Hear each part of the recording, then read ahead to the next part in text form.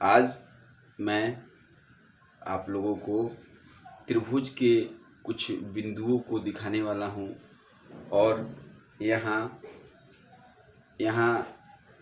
Comment में जो है किसी ने 6.5 वर्ग 10वीं के क्वेश्चंस को बनाने के लिए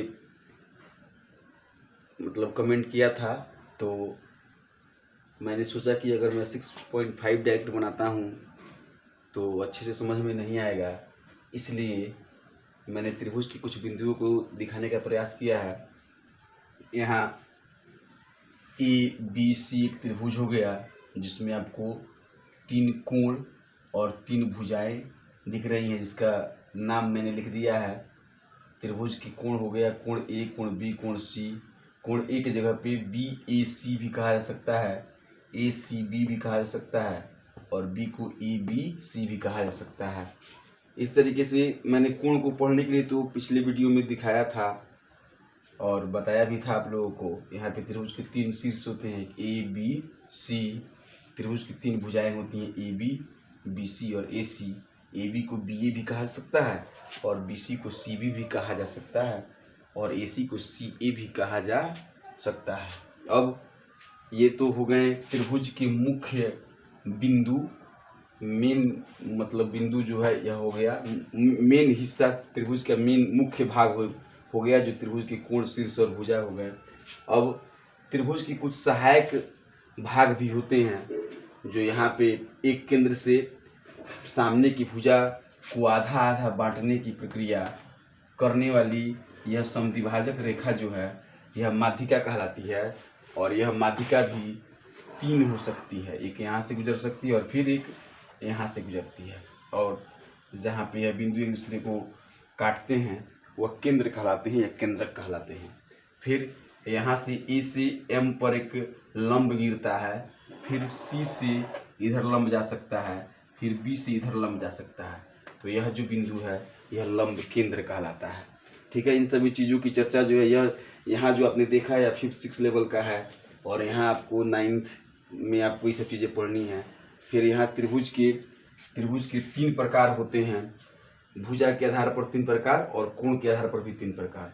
समबाहु त्रिभुज जिसकी सभी भुजाएं बराबर हों, समद्विबाहु त्रिभुज जिसकी 2 भुजाएं बराबर हो, विषमबाहु त्रिभुज जिसकी कोई भी भुजाएं आपस में बराबर नहीं हो। कोण के आधार पर समकोण जिसका एक कोण 90 डिग्री का हो, न्यून कोण जिसका 90 डिग्री 0 से बड़ा और 90 से छोटा हो, और अधिक कोण जो 90 से बड़ा और 180 से छोटा हो।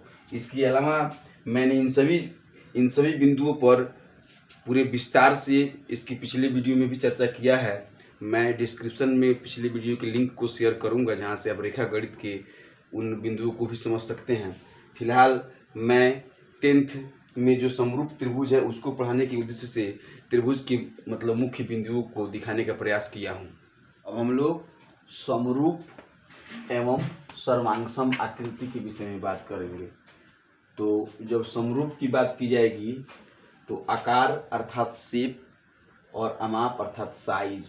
जैसे कि मान लीजिए यदि मैं एक त्रिभुज लेता हूँ तो इस त्रिभुज में यह जो है इसका आकार हो गया। अगर मैं एक छोटा त्रिभुज बनाता हूँ तो इसका भी आकार त्रिभुज आकार ही है, लेकिन इसकी अमाप अलग अलग है। अर्थात समरूप आकृति या समरूप त्रिभुज उसे कहा जाता है जिसका आकार एक समान हो लेकिन अमाप हो भी सकता है और नहीं भी हो सकता है। ठीक है, लेकिन सर्वांगसम आकृति में आकार भी जो होगा अमाप भी उतना ही होगा। अर्थात यहाँ ये दोनों त्रिभुज समरूप हैं लेकिन सर्वांगसम नहीं। ठीक है, इसी प्रकार एक वृत्त जो है, छोटा वृत्त फिर इससे बड़ा वृत्त, ये दोनों वृत्त जो है आपस में समरूप हैं लेकिन सर्वांगसम नहीं। लेकिन अगर इनकी त्रिज्याएं अगर समान होती हैं तो वे वृत्त सर्वांगसम भी होंगे, और इन त्रिभुज की अगर भुजाएं अगर समान है तो वे वृत्त जो है क्या है कि सर्वांगसम भी होंगे। इसलिए इस निष्कर्ष पर हम लोग पहुंचते हैं कि सभी सर्वांगसम आकृतियां समरूप होती हैं। जो आकृति सर्वांगसम है वो तो समरूप हो ही जाएगा, लेकिन जो आकृति समरूप है वह सर्वांगसम हो या नहीं इसका कोई निश्चित नहीं है, अर्थात वो हो भी सकता है और नहीं भी हो सकता है। समरूप और सर्वांगसम के बीच अंतर को देखें।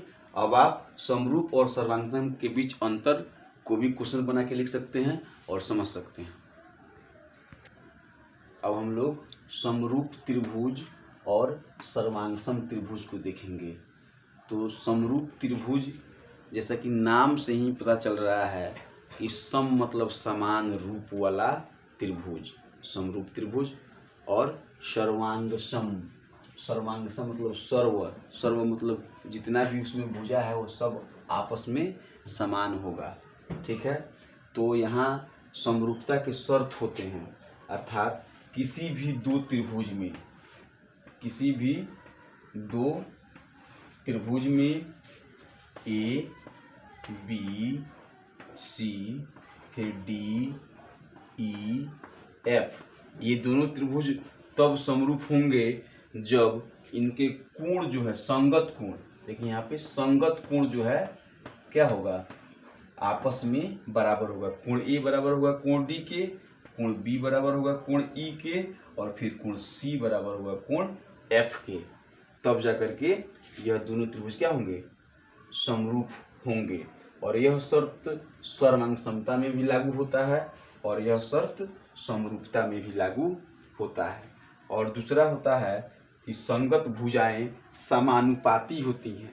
समानुपाती का मतलब होता है समान अनुपात में, अर्थात संगत ए बी इसके संगत है तो ए बी बट्टा डी ई बराबर ए सी बट्टा डी एफ बराबर बी सी बट्टा ई एफ। ध्यान दीजिएगा, यहाँ पर जो A B D E A C D F और बी सी ई एफ है, यहाँ पर जो है कभी कभी ए बराबर हो सकता है बी के। ठीक है, यहाँ इस पे ध्यान दीजिए क्योंकि कभी ए जो है बराबर हो जाएगा जब ई के, तो अब इसकी भुजाएं जो होगी वह बदल जाएंगी। जब ए बराबर होगा ई के तब आपको इसको मतलब समझने के लिए आपको त्रिभुज ऐसा करना पड़ेगा और इस तरीके से आपको ई यहाँ पे लिखना पड़ेगा। ठीक है, जब ई आप यहाँ पे लिख दीजिएगा, अगर इस कोण को आप ऐसे बढ़ाते हैं तो यह कोण जब आपका यहाँ आता है, तो जब यह सिस्टम यहाँ आता है तो यह डी हो जाएगा और फिर यह एफ हो जाएगा। तो ऐसी स्थिति में जो भुजाएं होंगी वो ए बी बटा डी ई ना होकर के ए बी बटा ई एफ हो जाएंगी। ठीक है, फिर ए सी बटा डी एफ ना होकर के ई डी हो जाएंगी, और बी सी जो होगा मतलब जो कोण होगा, जो कोण बराबर है, इसका प्रश्नावली में इसका बहुत ज़्यादा प्रयोग है और आपको आगे भी इसका बहुत ज़्यादा प्रयोग मिलेगा।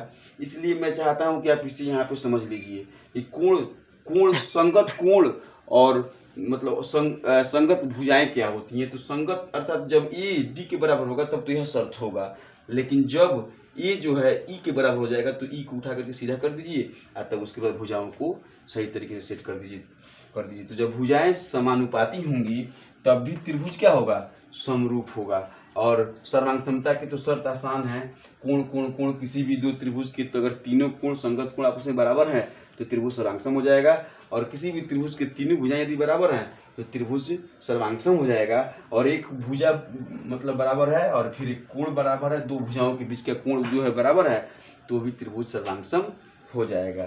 ठीक, अब हम लोग 10वीं वर्ग के सबसे विख्यात थ्योरम की बात करेंगे, जिसमें बताया गया है, इसका कथन है कि यदि किसी त्रिभुज की एक भुजा, यदि किसी त्रिभुज की, मान लीजिए एक त्रिभुज है आपके पास, त्रिभुज की एक भुजा के समानांतर, एक भुजा मान लीजिए यह त्रिभुज हो गया ए बी सी, इसमें बी सी के समानांतर अन्य दो भुजाओं को भिन्न बिंदुओं पर प्रतिच्छेद करने के लिए, BC के समानांतर अन्य दो भुजाओं को भिन्न बिंदुओं पर प्रतिच्छेद करने के लिए एक रेखा खींची जाए तो A अन्य दो भुजाओं को एक ही अनुपात में विभाजित करता है। आप देखिए यहाँ पे ABC एक त्रिभुज हो गया जिसमें एक भुजा के समानांतर एक रेखा खींचा गया है जो D और E है, तो ऐसी स्थिति में अगर ऐसा होता है तो ऐसी स्थिति में यहाँ जो AD और बट्टा BD आपका बचा हुआ है और फिर AE बट्टा EC जो है यह समान अनुपात में विभाजित होगा, जो एक महान गणितज्ञ थेल्स का कथन है। थेल्स ने कहा है कि यदि किसी त्रिभुज के एक भुजा के समानांतर चलने वाली रेखा अन्य दो भुजाओं को जिस बिंदु पर काटती है वह समान अनुपात में विभाजित करती है, इसलिए इस प्रमेय को थेल्स प्रमेय भी कहा जाता है। और यह समान अनुपात में विभाजित कर रही है, इसलिए इस प्रमेय को आधारभूत समानुपातिक प्रमेय भी कहा जाता है। हालांकि मैं इस थ्योरम को सिद्ध करूंगा किसी अगले वीडियो में। फिलहाल मैं जो 6.5 का जो सवाल आया हुआ है उसे बनाने के व्यू से मैं वीडियो बना रहा हूं, और शायद वह विद्यार्थी इस साल मतलब परीक्षा देने वाला है, इसलिए मैं चाहूँगा कि एक ऐसा वीडियो बनाया जाए जिसे जो एग्ज़ाम देने वाले विद्यार्थी हैं इस साल 2021 में वह समझ सकें और उनका रिवीजन हो जाए और परीक्षा में उन्हें अच्छा से अच्छा अंक प्राप्त हो सके। अब हम लोग प्रमेय 6.2 को देखेंगे, जिसे थेल्स प्रमेय का विलोम कहा जाता है, और आप इसके कथन को भी समझ करके स्पष्ट कर सकते हैं। तो कथन यह है कि यदि एक रेखा किसी त्रिभुज के दो भुजाओं को, एक त्रिभुज बनाइए, उसमें एक रेखा दो भुजाओं को एक ही अनुपात में विभाजित करेगा तो वह तीसरी भुजा के समानांतर होगा। कौन? यह रेखा तीसरी भुजा के समानांतर होगा। अर्थात आपने देखा कि थेल्स प्रमेय में जो था वह एक रेखा जो थी BC जो था वह समानांतर था DE के, तब जाकर के आपको प्राप्त हो रहा था AD बटा DB बराबर AE बटा EC। लेकिन यहाँ यह समानुपातिक है AD बटा DB बराबर AE बटा EC। ठीक है, यहाँ यह समानुपाती है, तब जाकर के आपको BC समानांतर DE है। अर्थात थेल्स प्रमेय यह कहता है कि जब भुजाएं एक भुजा समानांतर हो तो वह भुजा अन्य दो भुजाओं को समान अनुपात में काटती है, और थेल्स का विलोम कहता है कि जब भुजाएं समानुपातिक हों तो वह भुजा तीसरी भुजा के समानांतर होगी। इस तरह से आपने थेल्स को और थेल्स के विलोम को देखा, और इस कथन को थेल्स आधारभूत समानुपातिक प्रमेय का विलोम भी कहा जाता है। ठीक है, 6.1 के प्रश्न को देखेंगे। तो 6.1 के 1 नंबर प्रश्न में बताया जा रहा है कि सभी वृत्त आपको मैंने बताया है कि सभी वृत्त समरूप होते हैं, लेकिन त्रिज्याएं बराबर हो तो सर्वांगसम हो जाएंगी। फिर सर्वांगसम समरूप भरना है, खाली जगह भरने के लिए जो मैंने अभी बताया है उसके माध्यम से आप आसानी से इसे भर सकते हैं। फिर प्रश्न नंबर 2 में समरूप आकृति और ऐसी आकृति जो समरूप नहीं हो उसका उदाहरण देना है, तो मैंने इसको भी आपको बताया है।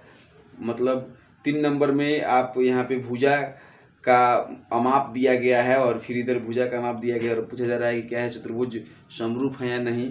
तो यहाँ भी आप देख सकते हैं, यहाँ भुजा भी एक समान नहीं है और स्थिति भी एक जैसी नहीं है, तो आप यहाँ भी पता लगाइए। मैंने जो बताया है उसके माध्यम से यह भी हो सकता है।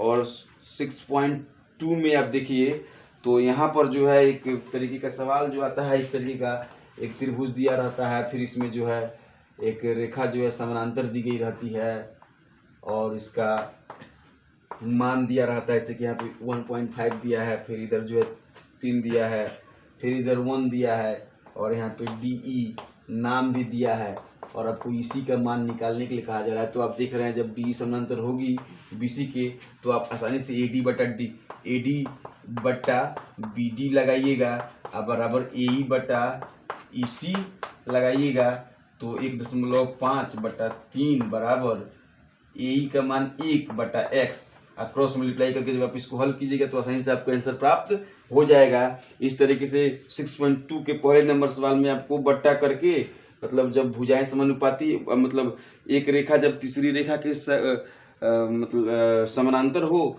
तो भुजा को समानुपाती करके आप मान बैठा दीजिएगा तो आपको आंसर प्राप्त हो जाएगा। और इन्हीं थेल्स और थेल्स के विलोम के को 2 सूत्रों के माध्यम से, 2 कथनों के माध्यम से इस सारे प्रश्न को सॉल्व किया जाएगा। और आपने पहले किया भी होगा, जब आप पहले से आप रिवीजन के तौर पे हैं तो मैंने आपकी रिवीजन कराने का प्रयास किया है, आपने इसको पहले से बनाया भी होगा। यदि आपको फिर भी कोई दिक्कत है तो आप जो है कमेंट में सवाल को डालिएगा, सवाल नंबर को लिखिएगा, मैं उसे फिर से बनाऊंगा। और 2 नंबर सवाल में आपकी मान दी गई है, पी दिया गया है, EQ दिया गया, मान लीजिए इसका मान दिया हो, इसका मान दिया हो, फिर इसका और इसका मान दिया हो, सबको दोनों को बट्टा करके आप देख लीजिए। यदि बराबर आता है तो डी समानांतर हो जाएगा BC के, और नहीं आता है तो नहीं होगा। तो इस तरीके से आप जांच भी कर सकते हैं। मतलब आप 6.2 भी थेल्स प्रमेय और थेल्स प्रमेय के विलोम के कथनों को याद करके और उसके जो शर्त है उसको समझ करके आप इस चैप्टर को बना सकते हैं। अगले वीडियो में हम लोग यहाँ 6.3 प्रमेय और 6.4 प्रमेय को देखने का प्रयास करेंगे। और उस वीडियो में मैं मेरे जो कमेंट में जो सवाल रखा गया है उसको पूरा करने का प्रयत्न करूँगा।